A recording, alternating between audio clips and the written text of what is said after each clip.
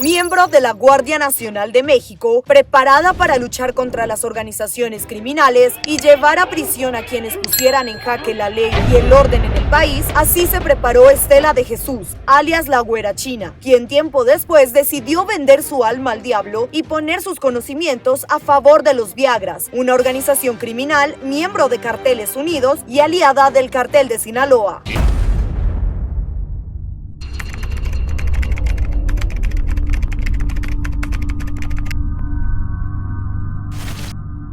Quiero darle la bienvenida a Juan Alberto Vázquez, periodista independiente mexicano radicado en Nueva York, a nuestro programa Impacto Mundo. Bienvenido, muchas gracias. Muchas gracias por la invitación. Bueno, para contextualizar un poco a nuestra teleaudiencia, el día de hoy vamos a hablar de la Güera China, una chica que era miembro de la Guardia Nacional Mexicana y que por motivos terminó vinculada en el narcotráfico.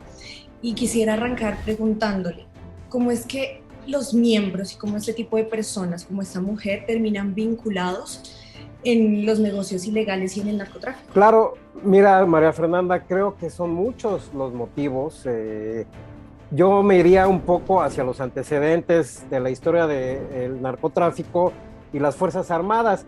Es algo que no pueden ir separados, nacieron juntos. La historia del narcotráfico en México como tal tiene su origen en Sinaloa. Y en Sinaloa, ¿por qué? Porque ahí se empezó a sembrar amapola y marihuana en los años 40 para abastecer a las Fuerzas Armadas de los Estados Unidos que partían hacia la Segunda Guerra Mundial.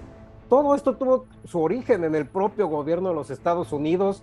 Vieron esa zona de Sinaloa como una zona donde realmente era una tierra muy generosa.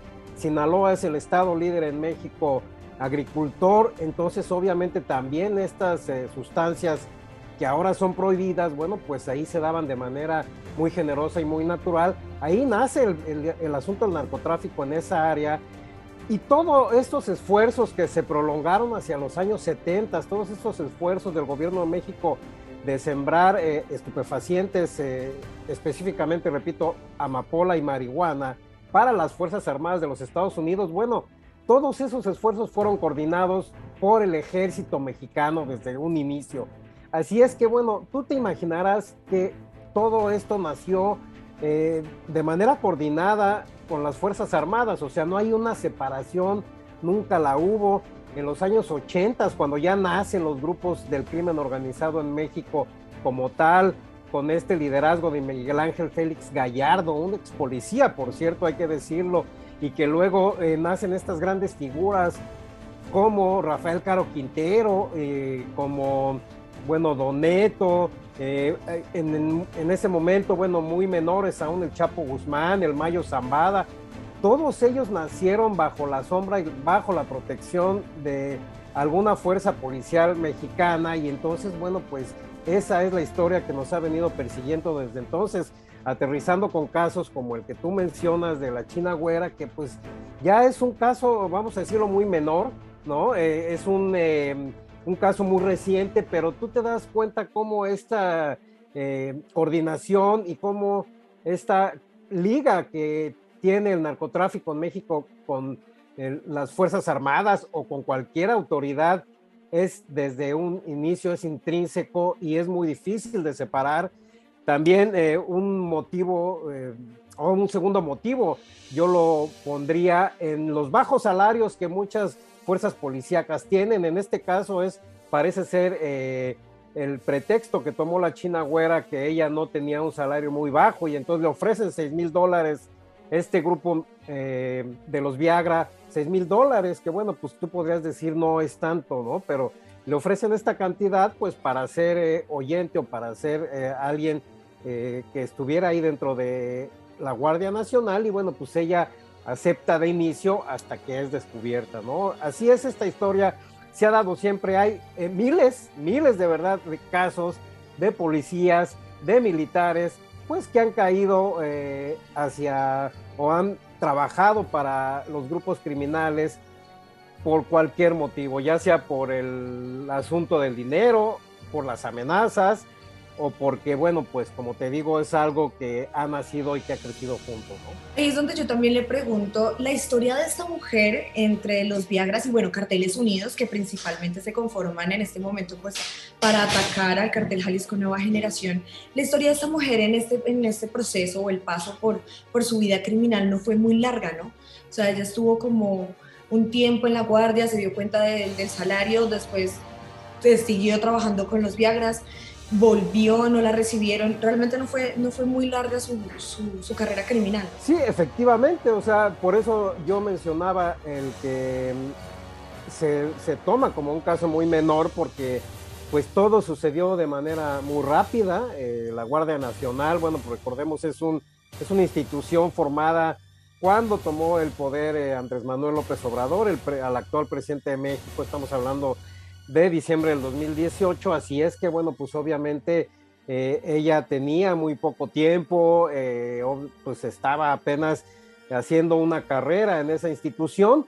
Y ahora que menciono al presidente de México, bueno, que ha estado realmente trabajando muy de cerca con las Fuerzas Armadas, seguramente él entiende esta situación del origen del narcotráfico y de la liga que tienen las Fuerzas Militares de México, y él ha intentado, por ejemplo, darle otra clase de responsabilidades al ejército, como, bueno, pues esta construcción del nuevo aeropuerto. Le ha dado muchos beneficios AMLO al ejército, a las Fuerzas Armadas, y en ese sentido, bueno, pues esto que acaba de suceder, esta ley que él envió y que acaban de aprobar para que el ejército mexicano tome posesión o dirija la Guardia Nacional, o que esté a su cargo la Guardia Nacional, bueno, pues es algo que asusta a mucha gente y que otra gente cree que puede ser, bueno, pues el inicio de un orden. Pero sí, la Güera China tenía muy poco tiempo trabajando, tenía, como te digo, apenas iniciando una carrera en esa corporación, y bueno, se ve que las ofertas de estos grupos criminales le llegaron pronto y ella pues no tuvo otra alternativa más que aceptarlo, y bueno, pues ahí está el final que ella tuvo después, ¿no? Ahí yo también quisiera llegar a ese punto, y es que ella resultó, bueno, presuntamente falleció por un explosivo, un dron explosivo que iba contra el cartel Jalisco Nueva Generación, con miembros del cartel. Y es donde viene mi pregunta. Este tipo de personas que se preparan militarmente, que se preparan en las fuerzas policíacas, ¿qué le ofrecen a estos carteles y a estas organizaciones criminales? Bueno, es que eso es otra pregunta. Fíjate, una de las cosas que a ella le exigieron también es que les vendiera todos estos armamentos que habían decomisado, ¿no? Que se los vendiera obviamente quizás a un precio mejorado, y que obviamente pues armamento decomisado al cártel Jalisco Nueva Generación, y que el grupo contrario quería tener a través de ella. Pues sí, ofrecen todo eso, ¿no? Gente preparada en las armas, gente entrenada en estrategias militares, en espionaje. Hay un caso muy particular, por ejemplo, del grupo criminal Los Zetas.